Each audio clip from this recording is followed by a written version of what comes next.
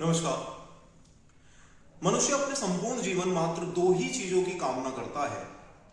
पहला है धन, जो कि उसको सुखों के भोग के लिए आवश्यक होता है, और दूसरा होता है उसका स्वास्थ्य, क्योंकि धन से मिलने वाले सुख का भोग भी बिना स्वास्थ्य के संभव नहीं होता। और इस चराचर जगत में सभी की इच्छा होती है, चाहे वह पशु हो चाहे वह मनुष्य, कि वह स्वस्थ रहे। और उसी कड़ी में आज इस वीडियो में हम बात करेंगे कि एक स्वस्थ मनुष्य के आचार्य चरक ने आयुर्वेद में अपनी चरक संहिता में क्या लक्षण बताए हैं। आज उन्हीं लक्षणों को मैं आपको विस्तार पूर्वक समझाऊंगा कि आखिर आचार्य चरक ने स्वस्थ किसको कहा।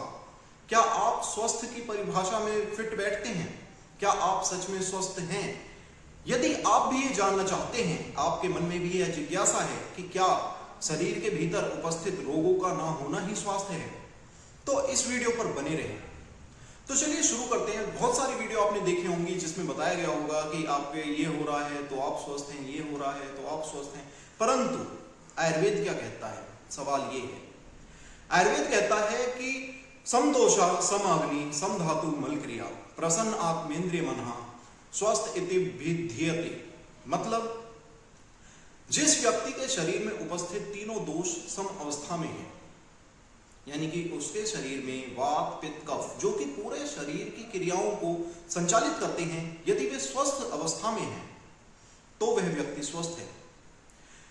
समदोषा समाग्नि, यदि उस मनुष्य के भीतर पाई जाने वाली 13 प्रकार की अग्नियां अपनी सम अवस्था में हैं, अपने पाक आदि कार्य को ठीक प्रकार से कर रही हैं, उसका पाचन ठीक है, वह ठीक प्रकार से भोजन को समय से पचा लेता है बिना किसी भी प्रकार की समस्या को उत्पन्न करवाए, बिना किसी भी ब्लॉटिंग के, बिना किसी भी गैस की फॉर्मेशन के, वह आराम से भोजन को जो है पचा लेता है। राजमा जैसे गुरु आहार, राजमा जैसे हैवी फूड, छोले चने इत्यादि भोजन को भी वह साम्यक रूप से पचाने में सक्षम है, तो वह स्वस्थ है। इसके बाद समदोषा समाग्नि समधातु, उसके शरीर के भीतर जितने भी टिश्यूज हैं, 7 प्रकार की जो धातुएं बताई गई हैं, रस रक्त मांस मेद अस्थि मज्जा शुक्र, वे यदि सम प्रमाण में सम अवस्था में हैं तो वह व्यक्ति स्वस्थ है। उसके शरीर में ना किसी भी प्रकार से मोटापा है, ना किसी भी प्रकार से रक्त का क्षय है, रक्त भी जो है अपनी साम्य अवस्था में है, रक्त भी शरीर में पूर्ण मात्रा में है, कम नहीं है, मांस भी अपनी पूर्ण मात्रा में है, कम नहीं है, ज्यादा नहीं है, वैसे ही मेद भी अपनी सम मात्रा में है, न कम है न ज्यादा है, तो वह व्यक्ति स्वस्थ है। इसके बाद आ जाता है समदोषा समाग्नि समधातु मल क्रिया, उसके शरीर में उत्पन्न होने वाले मल, उसके शरीर के क्रियाओं के संपादन, क्रियाओं के व्यापार के उपरांत उत्पन्न होने वाले मल यदि सम्यक रूप से ठीक प्रकार से उसके शरीर से बाहर निकल जाते हैं, मतलब जैसे ये स्वेद जो कि आपका मल है मेद धातु का, जैसे कि पुरीश जो कि आपका मल है आपके द्वारा ग्रहण किए गए ठोस पदार्थों का, जैसे कि मूत्र जो कि द्रव पदार्थों के फिल्ट्रेशन के बाद उत्पन्न हुआ मल है, जैसे अपान वायु यानी जिसे आप गैस कहते हैं। तो यदि ये सभी वेग भी सम अवस्था में सम प्रकार से उसके शरीर से सही समय से बाहर निकल जाते हैं तो वह व्यक्ति स्वस्थ है। अभी तक हमने 4 लक्षण देख लिए हैं। सबसे पहला है उसके दोष सम होने चाहिए, उसकी अग्नि सम होनी चाहिए, उसके शरीर में धातुएं सम होनी चाहिए, उसके शरीर में जो मल उत्पन्न होते हैं वे सम्यक प्रकार से बाहर निकल जाने चाहिए।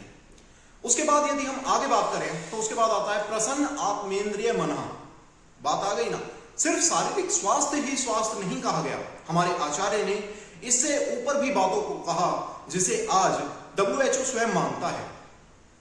आयुर्वेद में 5000 साल पहले यह बात लिख दी गई थी कि प्रसन्न आत्मेंद्रिय मनः, मतलब कि वह पुरुष जिसकी आत्मा प्रसन्न है, वह पुरुष जिसका मन प्रसन्न है, वह पुरुष जिसकी इंद्रियां प्रसन्न हैं। इंद्रियों के प्रसन्न होने से तात्पर्य मात्र इतना है कि आपके शरीर में उपस्थित 5 ज्ञानेंद्री व 5 कर्मेंद्री जिनके द्वारा आप किसी भी कार्य को संपादित करते हैं, वह 5 ज्ञानेंद्री जिनके द्वारा आप अपने शरीर के द्वारा किसी भी प्रकार के विषय का ग्रहण करते हैं, किसी भी वस्तु के ज्ञान को ग्रहण करते हैं, वे ज्ञानेंद्री कही जाती हैं। जैसे कि रूप का दर्शन आप रूपेंद्री से कर रहे हैं, टेस्ट का दर्शन आप जो है अपनी रसेंद्री से कर रहे हैं, ठीक है, स्पर्श का दर्शन आप अपनी स्पर्श इंद्री से कर रहे हैं। उसी प्रकार से जो है 5 बताई गई हैं, शब्द का यानी आवाज आप अपने कानों से सुन रहे हैं, और उसी प्रकार से अंतिम अवस्था में आ जाता है आपका स्मेल, आपकी गंध, उसका ग्रहण आप अपनी नाक से करते हैं।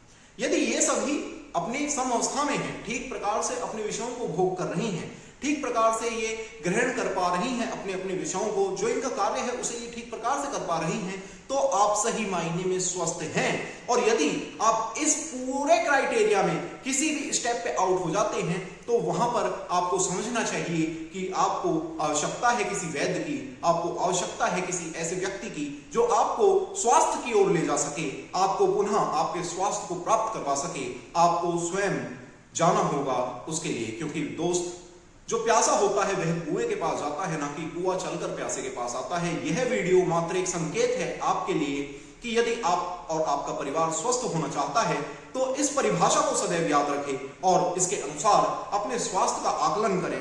जैसे कि समदोषा समाग्नि समधातु मलक्रिया प्रसन्नात्मेंद्रिय मनः स्वस्थ इति विधीयते। समझ रहे हैं? तो उम्मीद करता हूं आपको वीडियो पसंद आई होगी। बहुत बहुत धन्यवाद, और मिलते हैं फिर किसी ऐसी वीडियो में। जय हिंद, जय भारत, जय आयुर्वेद, आयुर्वेद सर्वोच्च।